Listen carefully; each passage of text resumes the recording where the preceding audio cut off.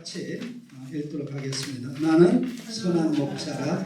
나는 내 양을 알고 양도 나를 아는 것이 아버지께서 나를 아시고 내가 아버지를 아는 것 같으니 나는 양을 위하여 목숨을 버리노라. 아멘. 이 선한 목자 하면 제일 먼저 떠오르는 분이 누굽니까? 예수님이죠. 그렇죠. 그래서 선한 목자 모르는 분은 교인이 아니고, 또 교인이 아니더라도 선한 목자 교회가 있기 때문에 교회하고 목자는 관련이 돼 있나 보다, 그렇게 돼 있고요. 목자 하면 요즘은 그렇지만 옛날에는 목자 하면 뭐 믿느냐 안 믿느냐 그 전혀 관계없이 됐습니다. 충분합니다. 전혀 관계없이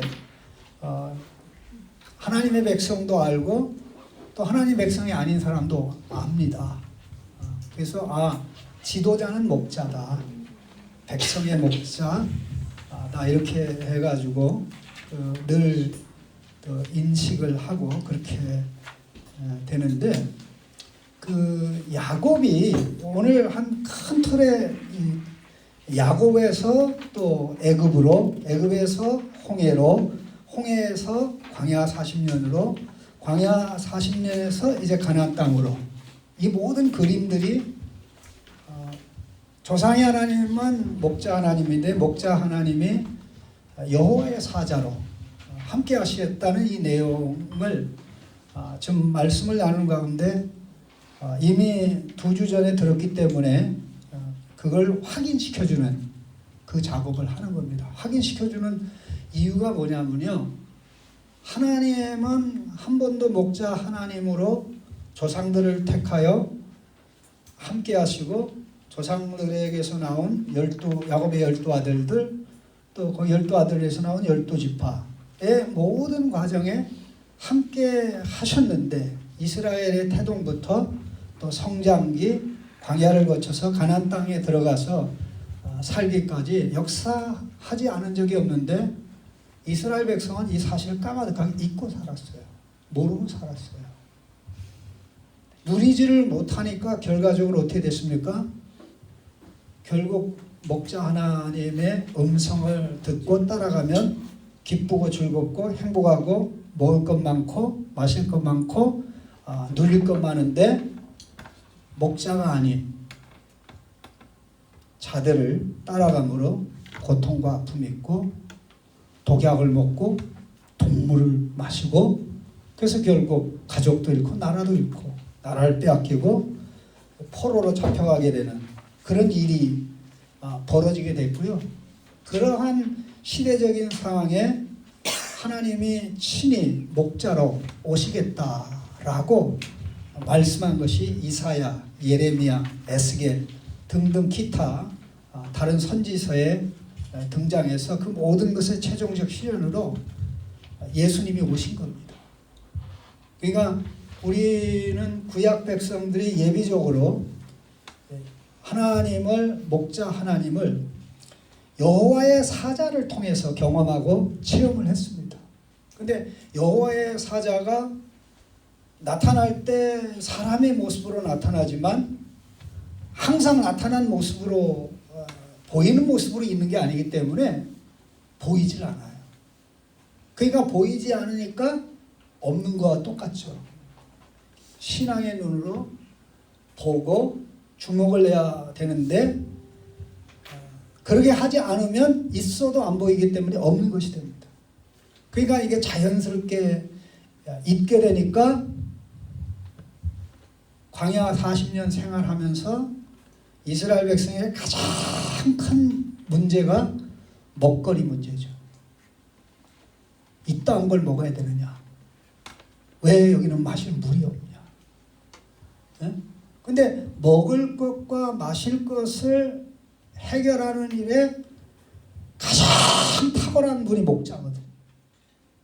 가장 탁월한 분이 목자예요. 최근에 제가 아주 놀라운 영상을 우연히 봤는데, 페트라가 이제 요르단에 있어요. 페트라 갔다 오신 분 있나요?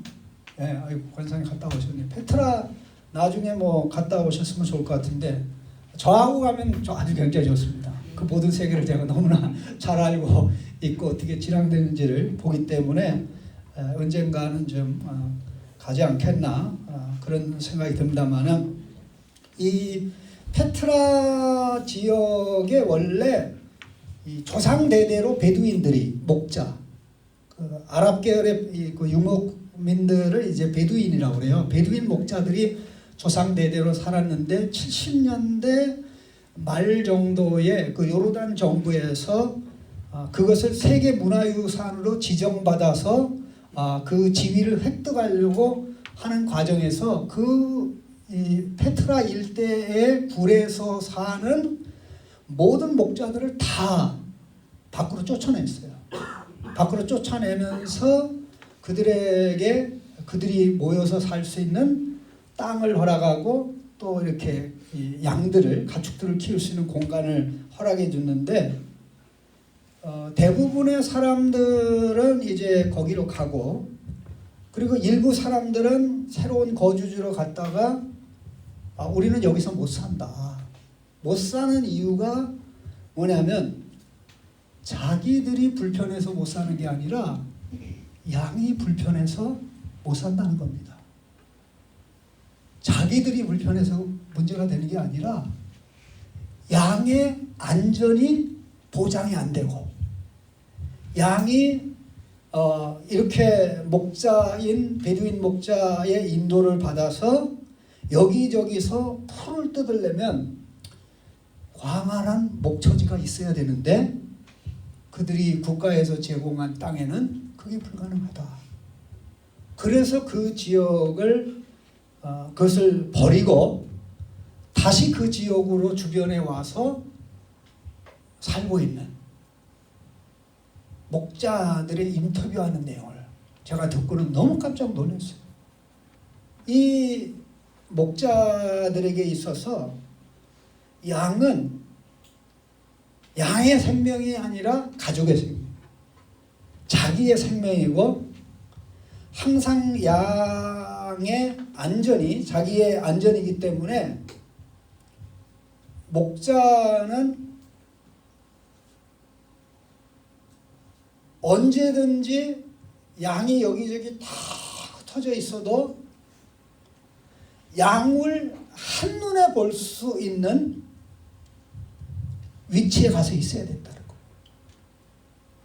그걸 모르면 그들이 국가에서 준 땅에는 차들이 지나가고 버스가 지나가고 먼지가 나기 때문에 자칫 잘못하면 목자인 자기가 아무리 노력해도 사고를 면할 길이 없고 저들에게 충분한 것을 먹일 수 없기 때문에 나는 이 모든 것이 가능한 원래 살던 곳 주변으로 와서 살겠다고 거기서 지금 우리가 볼 때는 비참하고 가련하고 불행한데 그들은 너무 행복하게 양들이 행복하니까 그들에게 먹을 것을 먹이고 또 물을 마시게 할 수 있으니까 그러한 내용과 인식들이 예수님 당시에 또 구약의 백성들이 양과 목자의 관계에서 알고 있던 내용들입니다. 그러면서 하나님이 이런 분이다. 하나님이 이런 분이다. 하는 이것을 말씀하고 이끌어가고 목자의 역할을 하는 지도자, 왕, 제사장, 선지자 또 목자 역할을 하는 부모가 되어질 때 그 공동체는 하나님의 양된 백성으로 진정한 행복과 기쁨이 있다. 자, 이런 것을 우리가 작은 목자 개념으로 적용을 해서 본다면 정말 우리 작은 목자들에게 준 이것이 엄청난 특권과 영광이구나. 엄청난 특권과 영광이구나. 나는 이 자리만 가지고 아무것도 안 하는 그런 것이 아니라 이 자리에 있을 수 있는 상황도 아닌데 하나님이 이걸 맡겨주셨으니까 내가 작은 목자로 제대로 역할을 하고 움직이려면 목자 하나님을 제대로 알고 누려야 되겠다. 알고 누려야 되겠다. 알고 누려야 되겠다. 특별히 이 먹고 마시는 문제에 있어서 선한 목자만큼 대가가 되는 분이 없어요. 어디에 음식이 있는 줄 알고 어디에 물이 있는 줄 알아요. 그리고 음식을 먹도록 인도하는, 먹게 하는 음식은 자신의 충분한 목양의 경험을 통해서 이미 알고 있는 내용이고, 그러니 목자와 양과의 관계에서는 목자는 목자고 양은 양인데, 이것이 성경의 개념으로 우리에게 사용되어 왔을 때는 이미 예수님에게 자차 모순이 일어나는데, 예수님은 또 6월절 어린 양이면서 목자잖아요. 생각 안 해보셨어요? 예수님은 양이면서 목자잖아요. 죄값을 치르는 양이면서. 또 그러니까 우리는 그런 면에서 또 하나님의 양이면서 또 목사의 역할을 해야 되는 그런 측면에 있기 때문에, 목자이신 예수님을 제대로 알고 누리는, 그래서 우리가 그걸 가장 많이 사용하는 단어가 뭐죠? 알체누나. 알체누나가 뭐죠? 아는 체 하는 누나 아니죠. 아는 체 하는 누나 아닙니다. 알고 체험하고 누리고 나는 거. 요걸 좀 더 정확하게 우리 이 개념하고 연결해서 얘기하면, 목자 예수님 먹마누자입니다. 목자 예수님을 먹고, 목자 예수님을 마시고, 먹고 마시고, 먹고 마시고, 그 다음에 그것을 반복적으로 해서 누리고, 그래서 먹마누자, 자는 자랑하는, 또 누리는 사람, 그런 뜻입니다. 목자 예수님을 먹고 마시고 누리고 자랑하는 예수 먹마누나, 먹마누자, 먹고 마시고 누리고 나누는. 예수님은 당신을 음식으로 우리에게 소개했어요.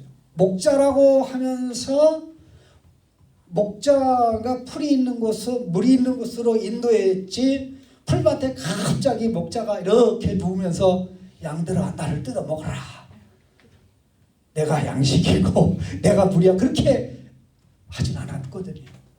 그러니까 상상할 수 없는 그런 엄청난 것들인데요. 자, 이 처음부터 끝까지 모든 움직임이 예수님이 나는 그 선한 목자, 그 선한 분이라고 얘기할 때, 인간이 예수님을 제대로 만나고 누리지 못해서 비참하게 됐다 하는 이것을 다시 한번 소개해 주는 것인데, 느닷없이 예수님이 그 선한 목자로 온 것이 아니라 하나님의 백성의 시작은 처음서부터 하나님을 목자로 경험하는데, 그 하나님을 목자로 경험하게 하기 위해서 하나님이 야곱을 바단 아람으로 보낼 때부터 목자 하나님으로 여호와의 사자가 야곱과 함께 하기 시작했습니다. 야곱이 이걸 처음부터 깨달은 건 아닙니다. 이 첫 번째 부분을 좀 잠깐 보고 우리 같이 읽겠습니다. 야곱 같이 읽읍시다. 야곱과 평생 함께 하신 조상의 하나님. 성경 구절 같이 봅시다. 이게 이제 야곱이 죽기 전에 이제 요셉을 불러 그의 두 아들을 축복할 때 한 말입니다. 같이 읽겠습니다.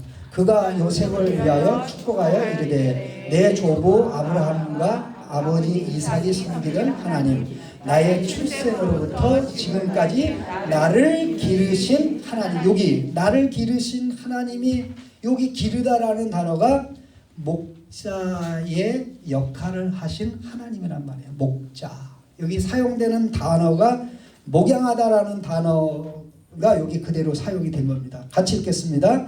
나를 모든 환난에서 건지신 여호와의 사자께서 이 아이들에게 복을 주시오며 이들로 내 이름과 내 조상 아브라함과 이삭의 이름으로 칭하게 하시오며 이들이 세상에서 번식되게 하기를 원하나이다. 자, 여기 그럼 보시죠. 조상의 하나님, 조부 아브라함과 이삭이 섬기던 하나님을 야곱은 아들에게 어떻게 소개하는 겁니까? 아들과 손자에게 나의 출생으로부터 지금까지 나를 기르신 목양해 오신 목자 하나님, 그렇게 얘기한 거예요. 목자 하나님. 그런데 그 목자 하나님에 대해서 놀랍게 표현한 게 16절에 뭐라 그랬습니까? 나를 모든 환난에서 건지신 여호와의 사자. 여호와의 사자. 야곱이 형 에서의 진노를 피해내서 바다나라로 갈 때 베델에 나타나서 내가 너와 함께 하시겠다고 하신 하나님께서 실제 함께 한 것을 야곱이 온갖 고생을 하면서 체험을 합니다. 체험을 하는데 이 내용이 우리 다음 성경 구절을 보면 창세기 이제 31장 11절부터 13절을 좀 같이 읽어보겠습니다. 우리가 주목해야 될 세 단어가 여호와의 사자 베델이 하나님이 연결된다는 것. 물론 그분은 하나님이죠. 같이 읽겠습니다. 꿈에 여호와의 사자가 내게 말씀하시기를 야곱아 하기로 내가 대답하기를 여기 있나이다 하매 그가 이르시되, 물론 앞에 이거는 주어가 우리만이 생각됐어요. 그가 이르시되 나는 베델의 하나님이라. 내가 거기서 기둥에 기름을 붓고, 같이 읽겠습니다. 서원하였으며 지금 일어나 이곳을 떠나서 내 출생지로 돌아가라 하시니라. 돌아가라 하셨나이다 하고 13절의 핵심입니다. 나는 베델의 하나님이라. 내가 거기서 기둥에 기름을 붓고 거기서 내게 서원하였으니. 자, 이 꿈의 여호와의 사자가 야곱에게 얘기하는 겁니다. 그러면서 나는 베델의 하나님이다. 여호와의 사자가 뭐라고요? 내가 베델의 하나님이야. 너와 함께 하겠다고 하신 하나님, 네가 가는 길에 너가 함께하고 내가 목적한 것을 이루기까지 내가 너를 떠나지 않는다 했는데, 야곱은 20년 거의 20년간의 삶을 하면서 아내들과 자식들을 불러냈고 이 고백을 한 거예요. 이 고백을 한 거예요.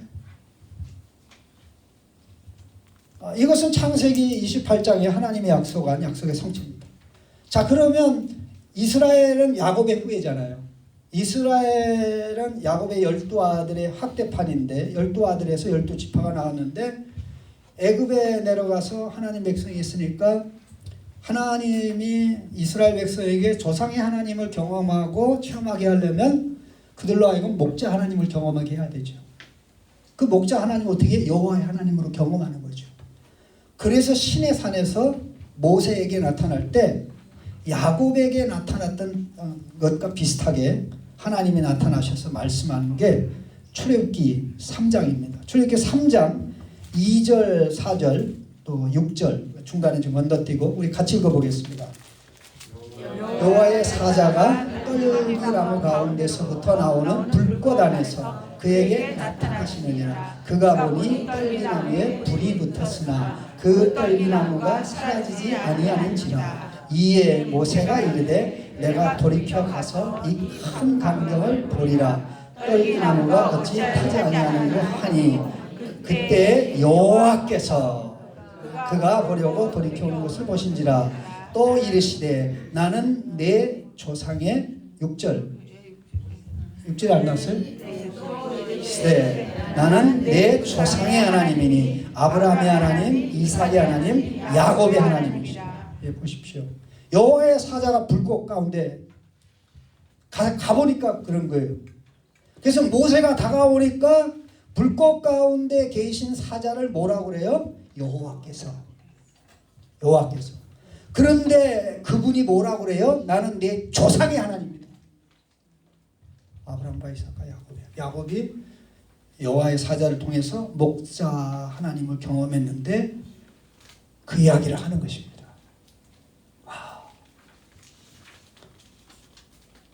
자, 그러면 하나님이 모세를, 여호와의 사자가 모세를 이스라엘 백성을 건지기 위해서 보냈으니까 모세만 가고 여호와의 사자는 간 것 같지가 않죠.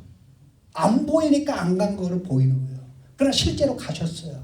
우리는 성경의 기록을 그걸 통해서 확인하게 됐는데, 그걸 가장 잘 볼 수 있는 사건이 홍해에서 이스라엘 백성과 함께하는 여호와의 사자입니다. 그게 세 번째 타이틀이 이거예요. 자, 우리 13장 21절에 출애굽기입니다. 화면에 있습니다. 13장 21절입니다. 같이 읽겠습니다. 여호와께서 그들 앞에 가시며 낮에는 구름 기둥으로 그들의 길을 인도하시고 밤에는 불 기둥으로 그들에게 비추사 낮이나 밤이나 진행하게 하시니. 자, 누가 밤에는 구름 기둥으로 밤에는 불 기둥으로 낮에는 구름 기둥으로 인도하시죠? 여호와께서. 앞에서 인도하셔요? 뒤에서 인도하셔요? 자, 이게 전형적으로 목자의 모습입니다. 목자. 근데 분명히 이 하나님 여호와께서 앞에서 밤낮 인도하셨다 그랬어요. 그런데 똑같은 말씀이 14장 19절에 나옵니다. 같이 읽어보겠습니다. 이스라엘 진 앞에 가던 여호와의 사자가 그들의 뒤로 옮겨가며 구름 기둥도 앞서 그 뒤로 옮겨. 뭐라고 됐어요? 앞부분에 여호와께서 그들 앞에 가시며 구름 기둥, 불 기둥 나왔죠. 여기도 다시 얘기하기를 14장 19절에 이스라엘 진 앞에 가던 여호와의 사자가. 그러니까 이스라엘 진 앞에 가던 여호와 하나님이 누구다? 여호와의 사자다 그런 거예요. 그냥 이 구약은 뭐 하나님은 삼위일체 하나님이라는 말은 하진 않아요. 그렇지만 이 신약에서 알고 있는 삼위일체 하나님이라는 개념을 가지고 이해하지 않으면 이해하지 할 수 없는 성경 구절이 한두 구절이 아니에요. 여호와 하나님은 한 분이 아니라 아버지 여호와도 있고 아들 여호와도 있는 거예요. 더 나아가서 성령 여호와도 있는 거예요. 자, 또다시 24절 보시죠. 24절에 같이 있습니다. 새벽에 여호와께서 불과 구름 기둥 가운데서 애굽 군대를 보시고 애굽 군대를 어지럽게 하시며. 보십시오. 그럼 새벽에 불과 구름 기둥 가운데서 애굽 군대를 보시고 애굽 군대를 어지럽게 하시는데, 그러면 홍해가 갈라져서 백성들이 이동할 때 구름과 불 기둥이 앞에서 이끌었어요? 뒤에서 이끌었어요? 그건 잘 모르겠어요. 애굽 군대를 막기 위해서 뒤에 있었는지 앞에 있었는지. 그러나 이 불기둥 구름기둥이 함께 했고 거기에 여호와 하나님이 여호와의 사자가 계셨다. 그러면 백성이 이동하는 가운데 여호와의 사자가 함께 움직이셨고, 백성들을 보호하기 위해서 여호와의 사자, 여호와 하나님과 동행했을 때는 여호와의 사자가 애굽의 군대를 몰살시켰다. 이게 목자하는 여호와의 사자. 앞으로 이 땅에 오셔서 우리의 영원한 목자가 되실 아들 여호와 하나님의 아들 예수 그리스도예요. 아직 구약 성경에 아무리 읽어도 예수님인지 몰라요. 그러니까 신약의 말씀을 통해서 우리가 이걸 깨닫는 거예요. 그러니까 예수님이 나는 그 목자, 그 선한 분이라고 그럴 때 이러한 내용들을 다 안에서 이게 패키지가 달려오래요. 패키지. 어마어마한 패키지가. 예? 와, 지긋지긋 하나님이 놀라운 이런 부분들. 근데 이런 부분들이 잘 깨달아지질 않고 또 이스라엘 백성이 잊고 살았는데, 먼 훗날에 모세가 애굽에서 나올 새가 주전 예수님이 땅에서 1400여 년 전이에요. 그러면 이 시대로부터 700년이 지난 다음에 사역을 시작한 사람이 이사야 선지자거든요.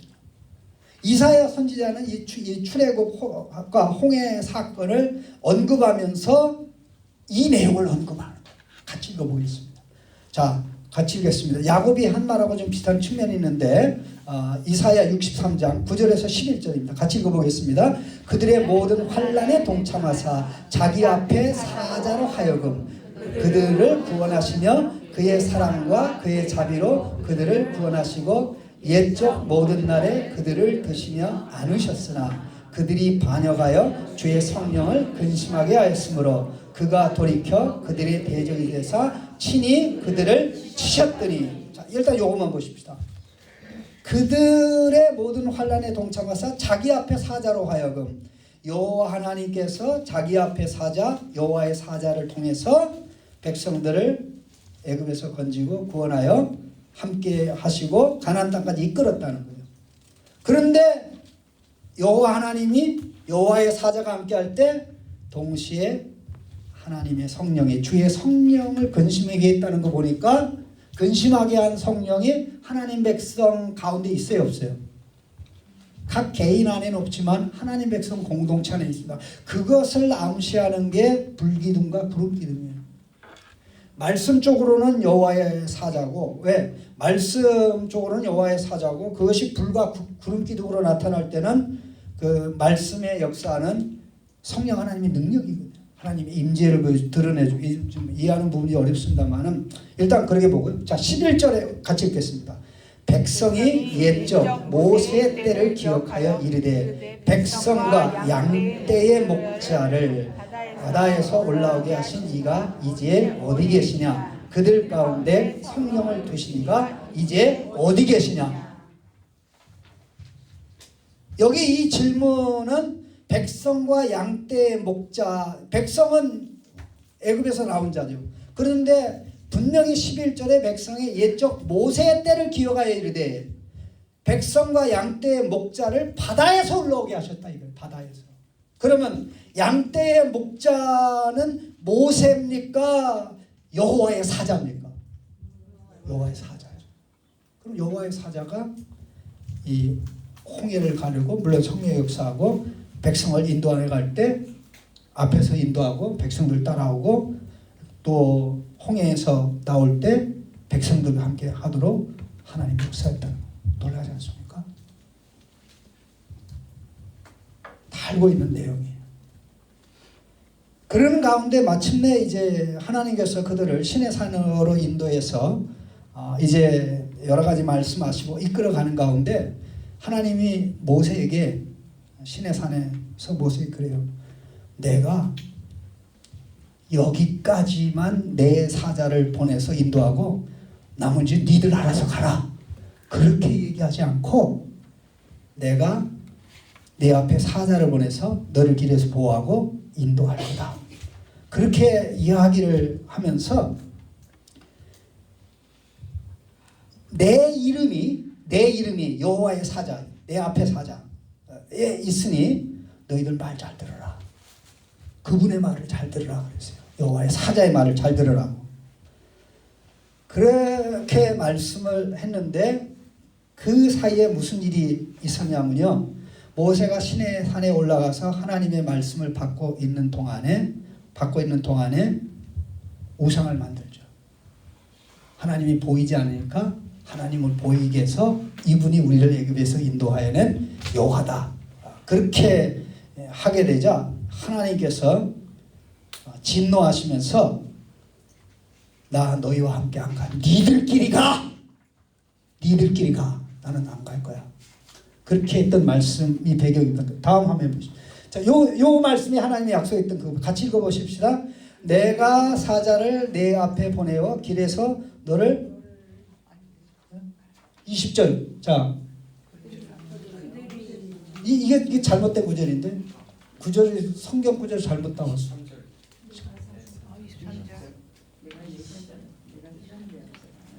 20절부터인데요.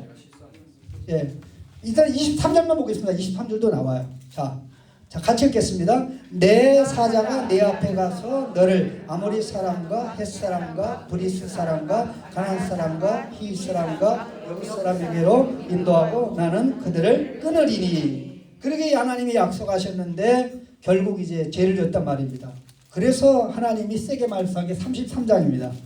다음 같이 읽게 333 이게 333 너희를 젖과 꿀이 흐르는 땅에 이르게 하려니와 나는 너희와 함께 올라가지 아니하리니 너희는 목이 곧은 백성인즉 내가 길에서 너희를 진멸할까 함이라. 그러니까 이런 상황이에요. 애들이 말을 안 들으니까 어디 여행 가기로 했는데 여행 가기로 했는데 니들만 가. 엄마 아빠는 안 갈 거야. 그러니까 애들이 아우 잘됐네. 잘됐네. 엄마 아빠 안 가고 우리만 가면 좋지. 합니까? 엄마 아빠 안 가면 우리 안 갑니다. 이렇게 얘기합니까? 같이 가자고 그래요. 우리끼리 간다고 그래요. 여행 가는 것도 그런데 가나안 땅에 들어가서 살 건데 그러니까 모세가 난리가 났어요. 이거 좀 말이 다르지 않습니까? 아니 우리만 올라가면 무슨 의미가 있습니까? 아버지 집에 아버지 땅에 갔는데 아버지가 없으면 뭐예요? 고하잖아요. 말도 안 되잖아요. 그냥 모세가 간청하니까 하나님이 모세 중보자 모세 기도를 듣고 하나님이 하셨던 말을 철회를 해요. 자 33장 14절 15절입니다. 제가 같이 읽겠습니다. 여호와께서 이르시되 내가 친히 가리라 내가 너를 쉬게 하리라. 모세가 여호와께 아뢰되 주께서 친히 하시지 아니하시려거든 이를 이곳에 올려 보내지 마옵소서.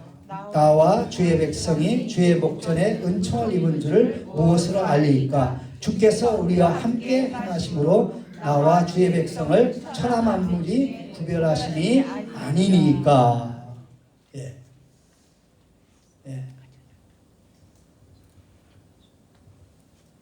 이렇게 마침내 하나님이 약속하고 이 약속대로 광야 40년 동안 함께 하십니다. 다음 내용을 쭉 넘으면 자 이게 요 부분을 같이 읽겠습니다. 이 부분을 제가 그냥 점프하려는데 자 이 중요한 부분이 여기 구름 가운데 강림하신 여호와가 여호와의 사자인데 같이 읽겠습니다. 여호와께서 구름 가운데서 강림하사 그와 함께 거기 서서 여호와의 이름을 선포하실세. 여호와께서 그의 앞으로 지나가시며 선포하시되 여호와라 여호와라 자비롭고 은혜롭고 노하기를 더디하고 인자와 진실이 많은 하나님이라. 인자를 천대까지 베풀며 악과 가실과 죄를 용서하리라. 그러나 벌을 면제하지 아니하고 아버지의 악행을 자손 3, 4대까지 보응하리라. 구름 가운데 임하셨던 분이 여호와이면서 여호와의 사자죠. 여호와이면서 여호와의 사자인데 이 이름을 선포하는 걸 보면 약간 이상해요. 왜냐하면 지나가는 분이 누굽니까? 여호와께서 그의 앞으로 지나가시며 선포하시되 여호와라 여호와라. 여호와 몇 번 얘기합니까? 2번 얘기하죠. 여호와 여호와라 여호와라. 그러니까 오늘 우리 신약식으로 얘기하면 여호와 아버지 여호와 아들 여호와. 지금은 아들 여호와가 뭘로 나타나는 거예요? 여호와의 사자. 여호와의 사자. 그러면서 그 여호와의 사자가 여호와 하나님의 마음, 생각, 은혜롭고 자비, 노하기는 마음을 가지고 하나님 백성과 함께하면서 나가는데 우리가 잊어서는 안 될 부분이 마침내 이스라엘 백성이 광야에서 성막을 만들 때 영광이 임하죠. 밤에는 구름 기둥 불. 근데 거기에 누가 계신 거예요? 하나님이 임하셨어요. 그 여호와 하나님이 여호와의 사자로 목자 하나님으로 사실 임하신 거예요. 그래서 말씀하시고 역사하고 그러게 되는데 이제 이동할 때마다 구름이 불기둥이 이동하는 것은 구름 불기둥과 함께 여호와의 사자가 보이지 않게 목자 하나님으로 백성들을 인도하는 거죠. 되게 쉽죠? 단어는 간단한데 이게 개념화되지 않으니까 어려울 수 있는데요. 그래서 이 놀라운 고백이 다음 5번이 등장하는 겁니다. 5번. 자, 한번 같이 읽어봅시다. 광야 40년간 이스라엘 백성과 함께 하신 여호와의 사자. 광야 40년 동안 여호와 하나님께서 여호와의 사자가 함께 했다. 그런데 놀라운 사실은 제가 이 부분은 2주 전에 여호와의 사자 목자 하나님을 얘기할 때 미처 제가 얘기를 못했어요. 시간도 없고 이 중요한 구절이 있다는 것을 깜빡 잊고 있었어요. 근데 이 구절이 왜 중요하냐면 이 구절을 언급한 사람이 집사 스데반이라는 핑신도. 예? 예. 예, 예. 정말 평범한 신학자도 아니고 또 사도들도 아니고 또 예언자도 아닌 이 스데반이 조상 아브라함 때부터 예수님이 오시기까지 거의 2000년의 역사를 요약하면서 이 말을 한 거예요. 놀라지 않습니까? 우리 구역장들은 이 정도 실력이 돼야죠. 집사도 그런데. 예?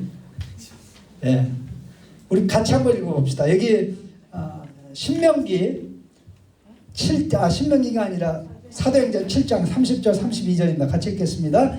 40년이 참에 천사가 신의 산 광야 시나무 떨기 불꽃 가운데서 그에게 보이시기를 모세가 그 광경을 보고 놀랍게 여겨 아뢰보려고 가까이 가니 주위에 소리가 있어 나는 내 조상의 하나님 즉 아브라함과 이삭과 야곱의 하나님이라 하신데 모세가 감히 무서워 바라보지 못하더라. 자, 이거는 천사가 신의 산에 나타나는데 이거는 일반 천사예요, 특별 천사예요? 예, 특별 천사. 여호와 하나님과 동일시되는 여호와의 사자입니다. 그래서 그 여호와의 사자가 뭐라 그래요? 나는 내 조상의 하나님이다. 여호와의 사자가 아브라함과 이삭과 야곱의 하나님이다.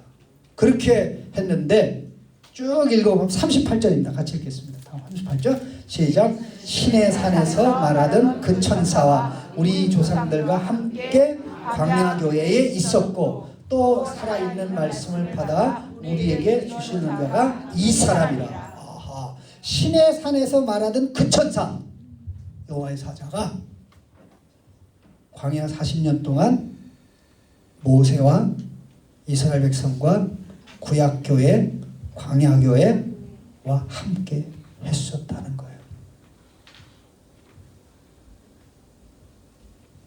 목자는 끝까지 함께한다. 눈에 보이지 않아도 함께한다. 제가 아까 그런 얘기를 했죠. 그 베두인 목자가 좋은 시설이 있는 데 가서 살지 않고 여기는 양들이 살기에 안전하지 않기 때문에 나는 여기서 살 수가 없다 하고 그 집을 버리고 동굴에 가서 살면서 자기는 바위에 앉아서 양들이 지금 어디 있는지 내 한눈에 들어오지 않으면 나는 잠을 못 잔다. 평안함이 없다.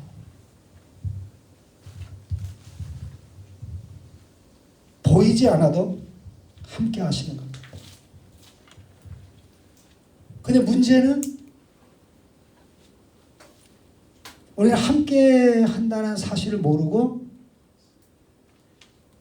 이스라엘 백성은 광야 40년 동안 함께 하셔서 앞서서 인도하셔서 감사합니다 하지 않고 왜 이딴 걸 주냐고, 왜 만나만 먹으냐고, 왜 이렇게 맛이 없냐고, 애굽에서 나와가지고 고기를 먹은 지 너무 오래됐다, 맨날 물 문제 음식 문제를 가지고 불평했죠.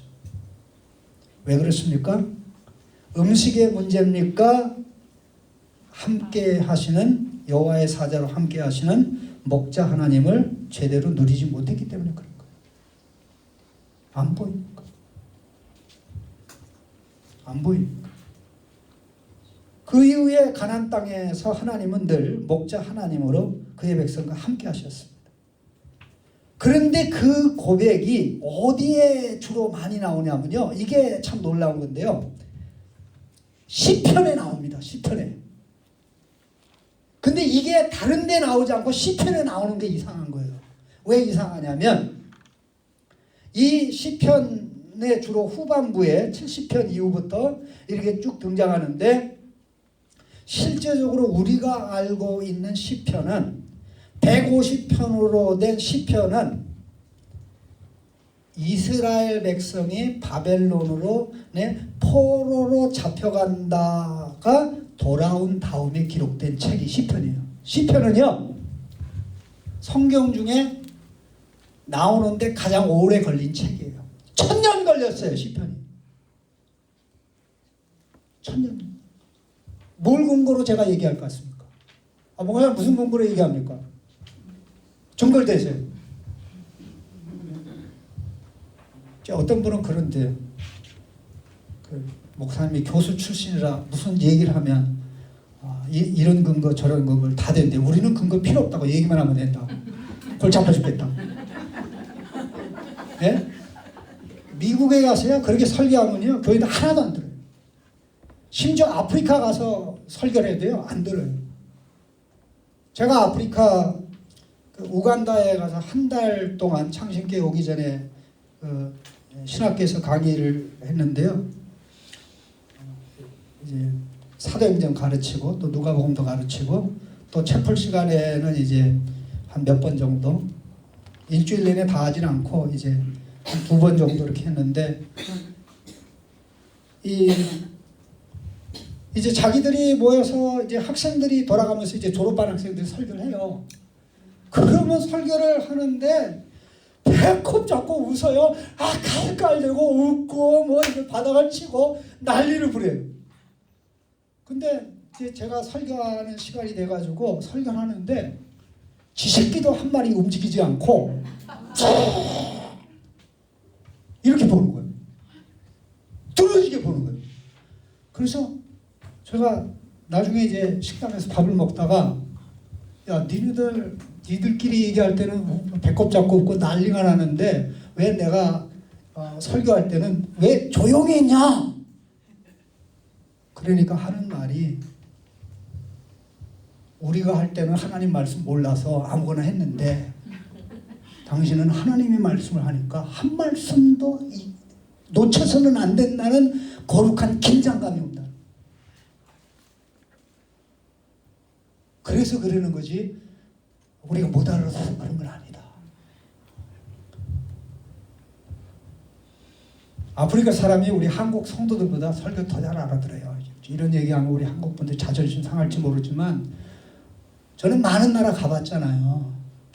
콧대 높은 사람들을 다 가르쳐봤습니다. 영국 사람, 브라질 사람, 뭐 인도 사람은 거의 비교가 안 된다. 세상에 콧대 높은 나라 사람들이 세 나라가 있는데 그 중에 하나가 러시아예요. 러시아 엄청나요. 러시아는 중국 사람을 사람으로 보질 않아요. 북한 사람보다 더 못한 거로 러시아 사람들이 중국을 봐요. 그럴 정도로 이 콧대가, 왜냐하면 자기들은 서양이다 이렇게 콧대가 높은데 저는 영국 사람만 높은 줄 아는데 러시아 사람들이 그렇더라고요. 그런데 러시아 사람들에게 목회자들에게 말씀을 가르치니까 그냥 꺼져버려요. 그냥 가버려요. 그리고 그걸 끝나면 저한테 그래요. 좀 와서 좀 가르쳐달래서. 기도하세요. 기도하세요. 여러분이 오라 그랬다고 내가 다 가면 나는 창식교회 목회 못한다. 쫓겨날 수도 있다. 브라질에 가도 마찬가지. 영국에 가면 더 놀랐습니다.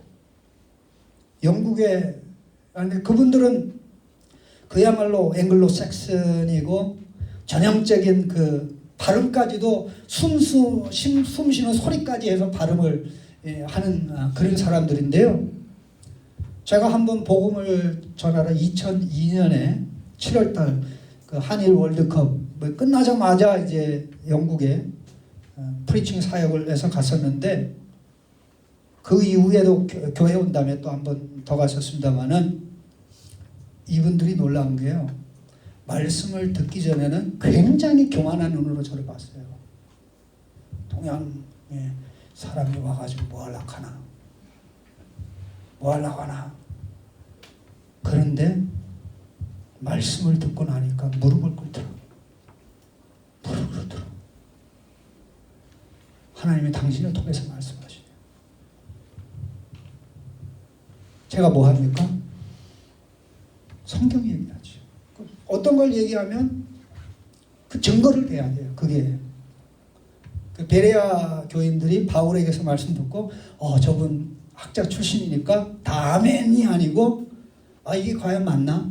확인해서 그렇구나. 확인사살.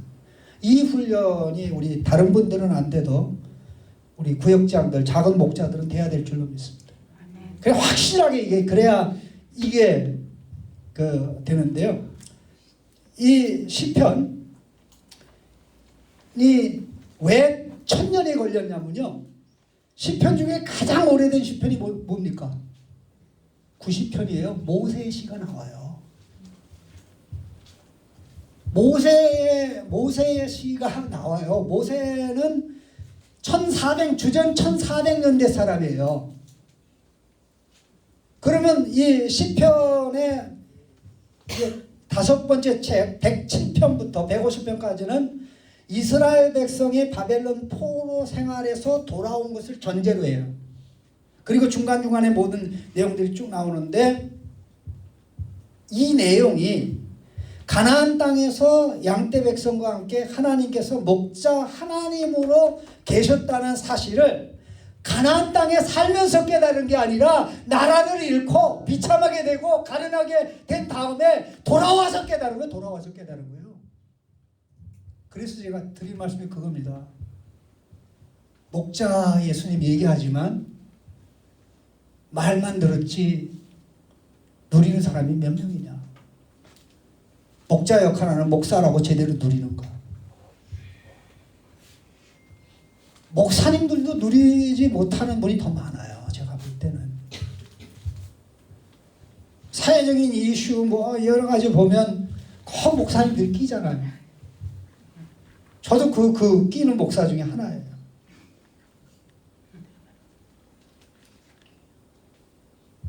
근데 바벨론에서 돌아와서 과거의 역사를 돌아보니까 하나님이 이런 하나님이었네. 죽어서 깨달으면 도움이 됩니까? 안 됩니까? 살았을 때 깨달아야지. 예?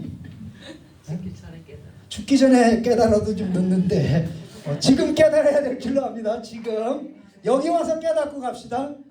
목자 하나님. 자, 우리 같이 한번 읽읍시다. 이게 의도 터지고 망하고 나서 깨달은 건데 우리는 지금 깨달읍시다. 자, 같이 읽읍시다. 시작. 하나님이여 주께서 어찌하여 우리를 영원히 버리시나이까? 어찌하여 주께서 기르시는 양을 향하여 진노의 연기를 뿜으시나이까? 옛적부터 얻으시고 성량하사 주의 기업의 지파로 삼으신 주의 해중을 기억하시며 주께서 계시던 시온산도 생각하소서. 영구에 파멸된 곳을 향하여 주의 발을 옮겨 놓으소서. 원수가 성소에서 모든 악을 행하였나이다. 79편 13절 같이 있습니다. 주는 주의 백성이여 주의 목장의 양이니 우리는 영원히 주께 감사하며 주의 은혜를 대대히 전하리이다. 80편 1절 요셉을 양떼같이 인도하시는 이스라엘의 목자여 귀를 기울이소서. 그 그룹 사이에 자정하시니여 빛을 비추소서. 95편 오라 우리가 굽혀 경배하며 우리를 지으신 여호와 앞에 무릎을 꿇자. 그는 우리의 하나님이시오 우리는 그가 기르시는 백성이며 그의 손이 돌보시는 양이기 때문이라. 너희가 오늘 그의 음성을 듣거든 너희는 무리바에서와 같이 또 광야의 마사에서 지나는 날과 같이 너희 마음을 완악하게 하지 말지어다. 100편 온 땅이여 여호와께 즐거운 찬송을 부를지어다. 기쁨으로 여호와를 섬기며 노래하면서 그 앞에 나갈지어다. 여호와가 우리 하나님이신 줄 너희는 알지어다. 그는 우리를 지으시니여 우리는 그의 것이니 그의 백성이여 그의 기르시는 양이로다. 감사함으로 그의 문에 들어가며 찬송함으로 그의 궁정에 들어가서 그에게 감사하며 그의 이름을 송축할지어다. 목자 하나님으로 고백하고 이런 하나님이었네요 라고 한두 사람이 아니라 교회에서 예배드리는 하나님의 백성 전부가 다 이런 하나님이었는데 이걸 몰랐네요. 이걸 몰랐네요. 그러니 오늘 우리가 목자 예수님, 그 선한 목자 예수님을 누리지 못한다면 어떻게 되겠습니까? 가장 목자 예수께서 안타까워하시고, 그 목자 예수께서 안타까워하실 때 그 도둑놈 사단은 너무나 기뻐서 어쩔 줄 모르죠. 쟤는 내 밥이야. 쟤는 내 놀이개야. 그렇게 되는 거죠. 제가 숙제를 하나 드릴게요. 뭐냐면 혹시 뭐 챗GPT나 이렇게 AI 좀 사용을 하시나요? AI 사용하시면 걔한테 좀 숙제를 해주세요. 무슨 숙제냐면 요한복음 10장과 에스겔 34장과 그 다음에 예레미야 23장, 그 다음에 시편 23편. 네 군데 얘기했죠. 시편 23편, 예레미야 23편, 에스겔 34편, 그 다음에 요한복음 10장. 예, 이 10장 이걸 가지고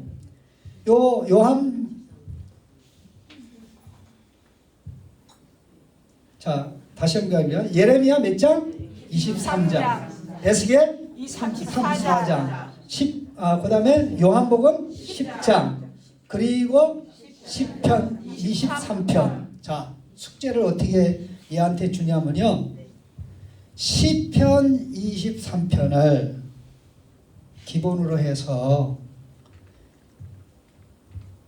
예레미야 23장, 에스겔 34장, 요한복음 4장의 내용을 반영해서 목자 예수님의 시를 시편 23편 중심으로 만들어줘!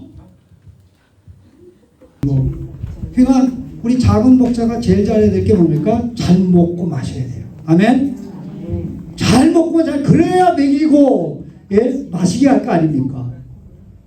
하나님의 말씀 양식, 또 그 말씀 양식을 소화시켜주는 생명의 물 성령님. 그래서 말씀을 먹고 마실 수 있는 것으로 인도하고 이끌어가면서 우리가 나가게 될 때 예수님으로 인하여 우리의 영혼이 살찌고 또 우리 지체들이 살찌게 되고 성장하게 되는데, 우리 다른 거 몰라도 내가 목자 예수님을 알았다고 생각했지만, 누린다고 생각했지만 이제부터 제대로 예수 먹마 누자가 되자. 한번 따라합시다. 목자 예수 먹마 누자가 되자. 먹마 누자가 뭐죠? 먹고 마시고 누리고 자라는. 먹고 마시고 누리고 자라는. 먹마누자. 목자 예수님 먹마누자. 기도하겠습니다. 그 선한 목자 예수님, 우리 작은 목자들이, 또 작은 목자들의 가정이, 자녀들이, 또 우리를 통해서 각 구역이, 그래서 온 성도가 이것을 체험하며 나갈 수 있도록 역사하시고 인도해 주옵소서. 같이 기도하겠습니다. 하나님 아버지 감사합니다. 하나님께서